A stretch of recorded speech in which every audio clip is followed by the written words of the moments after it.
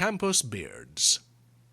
It is difficult to justify the growth of beards by gentlemen nowadays.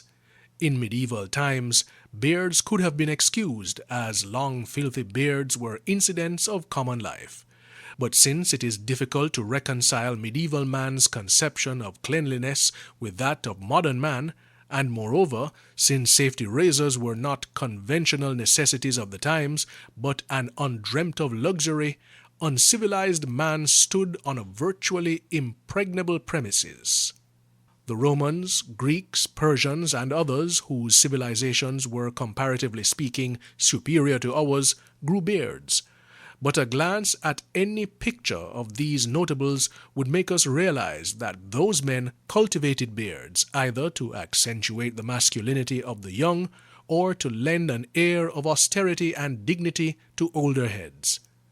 But does the present-day man have any cause to cultivate beards? Still more important, does a university professor, lecturer, or undergraduate have to wear a beard? A mental survey of the university staff will convince us that beards lend nothing, nay, they even detract from the poor physiognomies of these intellectuals.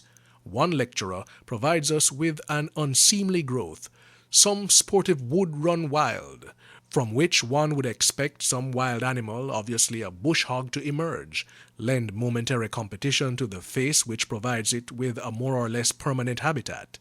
Another provides a pointed underbrush, to all intents and purposes singular and phenomenal, which, even if the individual in question intends it to be a human rope on which his kids may someday swing, must cause him some personal embarrassment when a romantic situation necessitates an osculatory embrace. And if beards among the staff are not only inexpedient but unbecoming, among the undergraduates they at least provide amusement. Bades of Block B, Chancellor, manages with remarkable dexterity to grow a beard midway between his chin and gullet.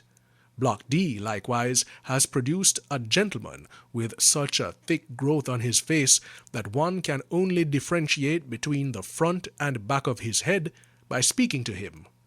Among the Taylor Hall notables is a long and lanky individual whose scanty beard compares favorably with his even more scanty dentals. As usual, Irvine Hall runs a gallant fourth. Though beards are not exotic to the chins of certain Guyanese products, the stress here seems to be on the mustache. A prominent makeup expert, is it Max Factor, has popularized the practice of plucking eyebrows. Perhaps a similar experiment on the upper lips of certain Irvinites may produce satisfactory results. Why not take a hint, Mrs.